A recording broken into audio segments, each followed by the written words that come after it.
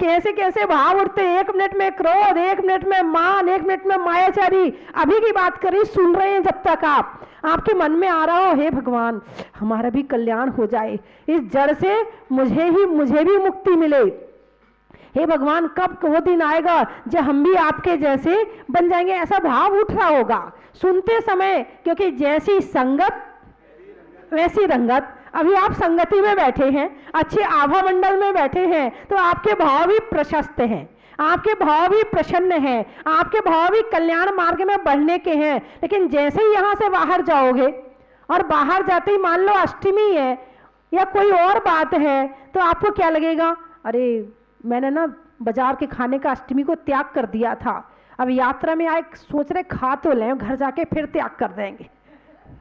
एक दिन भी सहन नहीं होता है, ये इसको हम एक दिन भी वश में नहीं कर सकते हैं। उस समय ये विचार नहीं आते हैं, अरे अनादि काल से खाया है, एक दिन नहीं खाएंगे तो क्या हुआ, अरे कोई बात नहीं हम नहीं खाएंगे, हमारा त्याग है बाजार का। अरे नहीं, सारे देखो क्या गोलगप्पे खा रहे हैं, सारे देखो क्या कचौड़ी समोसा खा रहे हैं, बस मैं ही मुंह बांध के बैठी हूँ, मैं ही अकेली बैठी, सारे तो खाए जा रहे हैं, हे भगवान मैंने कहां से त्याग ले लिया। खाने वालों की संगति में रहोगे तो ऐसे भाव पैदा होंगे, और त्याग वालों की संगति में रहोगे तो 5-5 घंटे भी बैठ जाना उनके पास में, एक बार आपको पानी की भी याद आने वाली नहीं है। और खाने वालों की संगति में रहोगे, अच्छा ये भी खा रहा मैं भी खा लेती, हर 2 मिनट बाद मुंह खुल जाएगा तुम्हारा। जैसी संगति में रहो वैसे भाव पैदा होने लगते हैं। तो अच्छा बनना है, कुछ मत करो, सबसे पहले एक काम करो, अच्छी संगति करो। अच्छी संगति करोगे भाव अपने आप सुधरने लगेंगे। खाने का मन भी होगा तो भी नहीं खाने के भाव पर, ये नहीं खा रहा हम कैसे खा लें, ऐसे भाव आपके भी आ जाएंगे। अब जैसे मान लो कोई शराब पीने वाला है, अब वो आ गया ऐसे व्यक्तियों की संगति में जहां वो शराब नहीं पीते हैं, और यात्रा का दौर चल रहा है, तीर्थ यात्रा चल रही है, ये कोई भी यात्रा चल रही है, सारे शराब नहीं पी रहे, केवल एक पीने वाला है, लेकिन अब वो सबके साथ में बैठा हुआ है, शराब पिएगा क्या, नहीं पिएगा। क्यों नहीं पिएगा, क्योंकि ऐसी संगति में बैठा है। और हो सकता 8 दिन में उसके भाव ऐसे हो जाएं, अरे अब 8 दिन हो गए, अब तो थोड़ी ठीक भी हो गई तबीयत, अब तो कोई ज्यादा मन में ऐसा नहीं लग रहा है, ना शरीर खराब हो रहा है, ना इच्छा हो रही है, अब मैं छोड़ दूंगा। हो सकता है ऐसे भाव भी पैदा हो जाएं।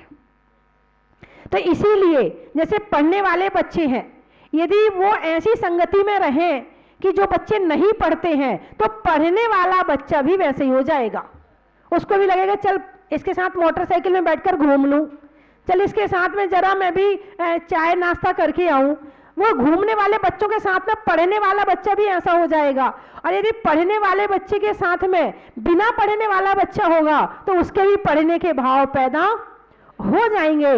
इसलिए संगति अच्छी करो, ज्यादा कुछ करो ना करो मगर संगति अच्छी करो। अब मान लो 4 महिलाएं हैं, आपस में एक दूसरे की बुराई कर रही हैं बैठ करके, कोई सास की कर रहा है, कोई बहू की कर रहा, और एक और वहां बैठ जाए जाके, तो उसके भाव कैसे होंगे।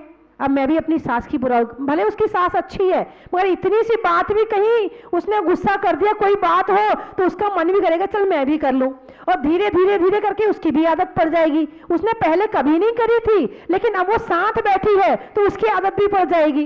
तो मैं तो ये कहती हूं कहीं बुराई भलाई हो रही है तो जाके मुंह ढक के सो जाओ, मगर ऐसी संगति में मत रहो, क्योंकि जड़ कर्म कैसे इकट्ठे होते हैं, ऐसे ही इकट्ठे होते हैं, कभी यहां से कभी वहां से कभी वहां से कभी वहां से।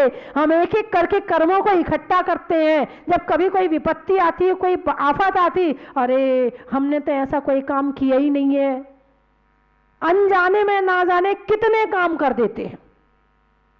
ऐसे ऐसे मान लो फटाका फोड़ रहे हैं, फटाका फोड़ते समय आपको केवल एक ही चीज याद है कि मुझे फटाका फोड़ना है, आपको इसके अलावा कुछ भी याद नहीं है। अब मान लो पैसे वाले हैं, बड़ी बड़ी लड़ लेके आ गए और रात को 12 बजे तक 10,000 के फटाके फूंक दिए। अब वहां पास में पेड़ भी है, पड़ोस भी है, लोग भी हैं। अब जो पेड़ में पक्षी रह रहे हैं वो आवाज सुन के भयभीत होते हैं, इस डाल से उस डाल पे, उस डाल पे, और कभी कभी आवाज इतनी तीव्र हो जाती है कि पक्षी मर भी जाते हैं। आपको नहीं पता, आप तो केवल फटाके चला रहे हैं। ये अनजाने वाला पाप हो गया, तुमने जान के नहीं किया है मगर अनजाने वाला पाप हो गया। आस पड़ोस में कोई बीमार व्यक्ति है जिसको वो धुआं सहन नहीं होता है, अब वो धुआं तो निकलेगा, बारूद जलेगी तो धुआं भी निकलेगा। अब वो पड़ोस वाला व्यक्ति और बीमार हो गया। जिस समय दिवाली आती है, अस्थमा के पेशेंट को सबसे ज्यादा परेशानी होती, सबसे ज्यादा बीमार होते हैं, क्योंकि इतना धुआं हो जाता है, इतना पॉल्यूशन हो जाता है कि वो बीमार हो जाते हैं। अब उनको बीमार करने में कारण कौन बना? आप बने कि नहीं बने? आपका उद्देश्य नहीं था मगर निमित्त आप बने। तो जाने में अनजाने में, जब भगवान से हम क्षमा मांगते, हे भगवान जाने में अनजाने में कोई गलती हो गई हो तो क्षमा करना, यही कहते ना, क्षमा वाणी पर भी कहते जाने अनजाने में कोई गलती। जाने अनजाने में ऐसे ही होती है कि हमारा भाव नहीं होता कि हम उनको सताएं, मगर फिर भी हमारे द्वारा ऐसे काम दिन भर होते हैं। मैंने तो आपको एक बताया है, लेकिन ऐसे काम दिन भर होते हैं हमारे द्वारा कि जिसके कारण से दूसरों को तकलीफ होती है और उसमें निमित्त हम बनते हैं। ऐसे हम धीरे धीरे धीरे धीरे करके कर्मों का पहाड़ इकट्ठा कर लेते हैं और इतने कर्म इकट्ठे करते हैं कि उनको फिर संभालना मुश्किल हो जाता है। जिंदगी बड़ी सावधानी से जीनी पड़ती है, बोलना बड़ी सावधानी से, देखना बड़ी सावधानी से, सोचना बड़ी सावधानी से है, खाना बड़ी सावधानी से, चलना बड़ी सावधानी से, बैठना वो भी सावधानी से।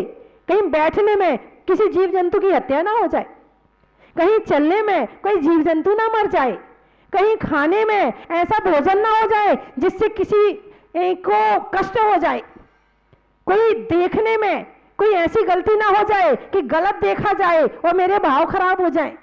तो हर चीज में सावधानी रखना बहुत जरूरी है।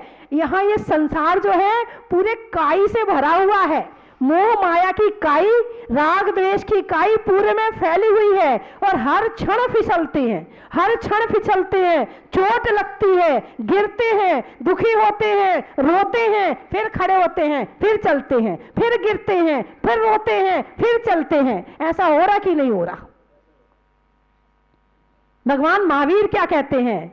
एक एक काम सोच समझ के देख के करो, विवेक से करो, कदम चिट्ठे कदम चरे कदमा से, कैसे चलें, कैसे बोलें, कैसे खाएं, कैसे सोचें, कैसे नहाएं, सब भगवान महावीर बताते हैं विवेक से। अब आप कपड़े धोते हैं, कपड़े धोते हैं ना, कपड़े धोने में साबुन सरफ भी डालते हैं, पानी आपका छना हुआ तो होता नहीं है, अनछने पानी में आपने सरफ डाल दिया, उसमें जितने जीव थे मरे कि नहीं मरे?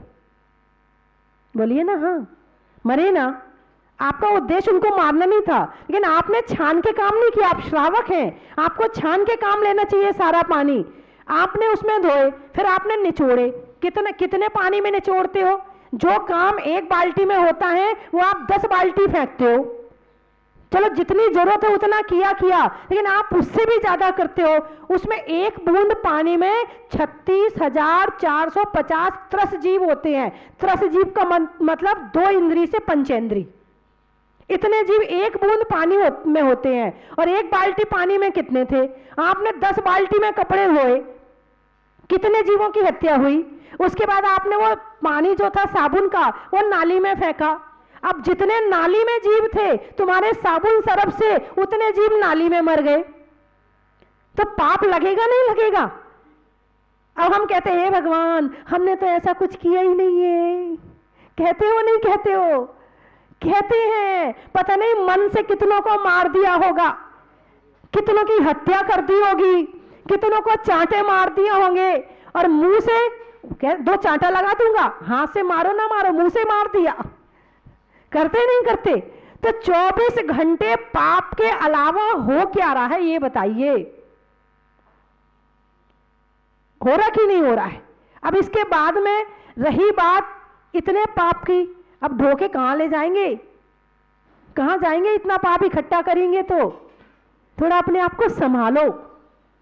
घर गृहस्थी में रहकर बोलने में, चालने में किसी भी तरह से थोड़ा सा सावधानी। शास्त्र पढ़ो, स्वाध्याय परमम तपः, ये कहा है स्वाध्याय परम तप है। क्यों कहा है?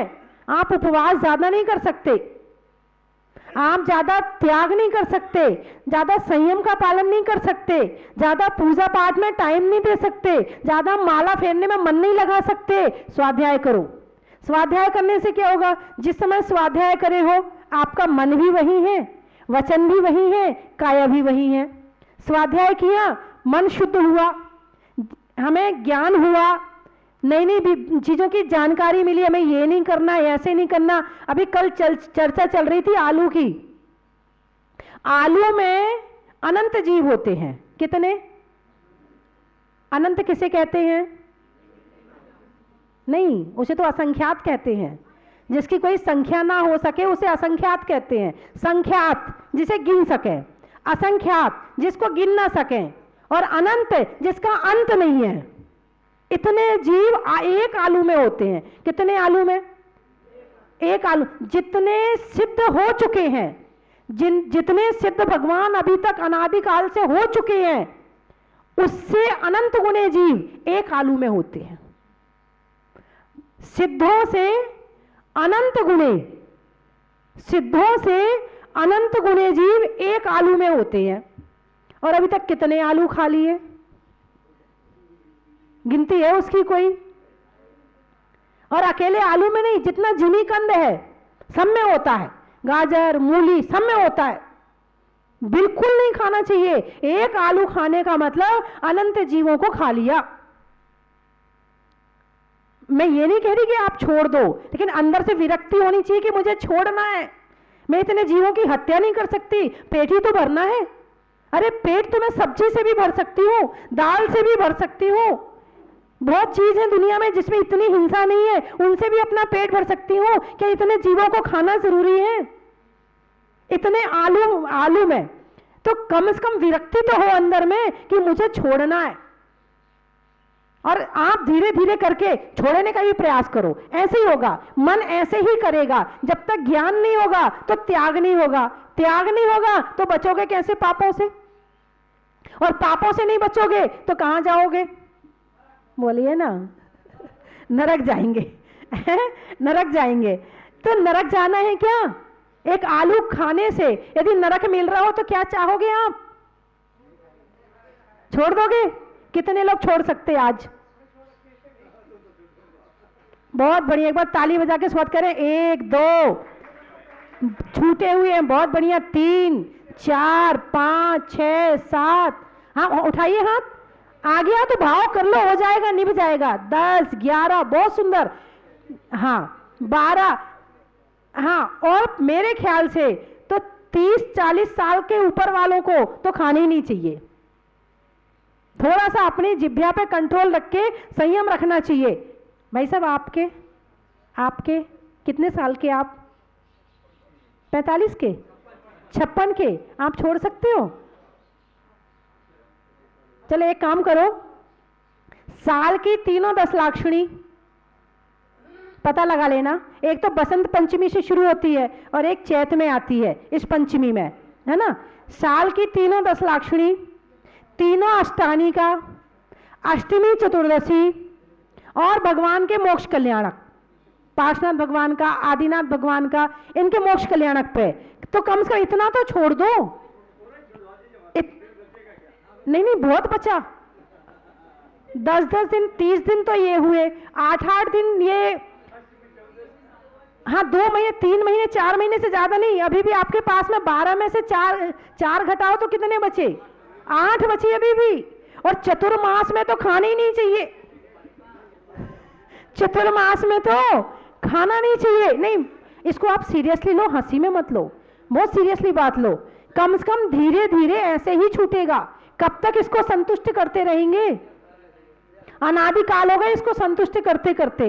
कभी तो वो दिन आए कि भाई अब तू ठंडी बैठ, मैं अपना काम करूंगा। कभी तो वो दिन आए कि हमें अपने लिए जिंदगी जीनी है। केवल जीभ के लिए जियोगे, केवल आंखों के लिए जियोगे, केवल कानों के लिए नहीं, अपने लिए जिंदगी जियो, अपने लिए खाओ, शरीर के लिए। अनाज में बहू नहीं खाती हो? इधर आओ, तुम तो एक बार इधर आओ, आशीर्वाद लो पहले। जब इतनी छोटी उम्र वाली बहू ने त्याग कर दिया, उसको तो विशेष आशीर्वाद दूंगी। और वैष्णव संप्रदाय से है और आलू नहीं खाती है। एक बार जोरदार ताली बजा के स्वागत करें। बहुत बढ़िया, बहुत अच्छा, मुझे बहुत अच्छा लगा इतनी छोटी उम्र में। और ऐसे नहीं, ऐसी बहुएं ये तो है ही, इसके साथ साथ बहुत सारी बहुएं हैं और कई घर परिवार ऐसे हैं कि जिनके घर में कभी आलू नहीं बनता है। और कई घर परिवार में बच्चे इतने अच्छे होते हैं, अपनी मम्मी से कभी कहते नहीं है कि मम्मी आलू बना दो, यदि उनकी इच्छा होगी तो बाजार में खा लेंगे, मगर घर में कभी नहीं कहते। कई बच्चे भी बहुत अच्छे होते हैं घर पे ना, बहुत अच्छी बात है, बहुत अच्छा। तो जहां तक बने बच्चे भी मम्मी पापा को ज्यादा परेशान ना करें कि उन्हें बनाने, कई मम्मी होती जो नहीं खाती हैं। तो इस तरह से जो आज मैंने बात बताई जड़ और चेतन, क्या बताया मैंने? जड़ और चेतन। आलू क्या है? जैसे आप जड़ और चेतन हो वैसे वो भी जड़ और चेतन है उसके अंदर अनंत जीव है। आपके अंदर तो आप अकेले हो, आपके अंदर तो आप अकेले हो, उसमें तो अनंत जीव है। सिद्धों से अनंत गुणे जीव एक आलू में होते हैं। मान लो आपने सम्मेय शिखर की यात्रा करी, लोग कहते हैं ना सम्मेय शिखर की वंदना करो, तो एक वंदना में हजारों उपवास का फल मिल जाता है। उपवास करने की क्या जरूरत है? तो ऊपर जाके आपने वंदना करी, हजारों उपवास का फल लिया, नीचे आए और एक आलू खा लिया एक आलू खा लिया, बात बराबर, बात में तुमने किया कराया सारा खो दिया। तो आप लोग इस बात का ध्यान रखें कि भोजन में जितना कम से कम हो सके। डॉक्टर कहेगा जब तुम मोटे हो जाओगे ना, चर्बी बढ़ जाएगी, तब डॉक्टर कहेगा आलू नहीं खाना, तब छोड़ोगे, शुगर भी बढ़ जाएगी। इसलिए आलू तुम शरीर के पीछे छोड़ोगे, आप त्याग और धर्म के पीछे नहीं छोड़ोगे। त्याग और धर्म के पीछे छोड़ दो, शरीर वैसे ही सही हो जाएगा। तो मेरी बात आपकी समझ में आ गई?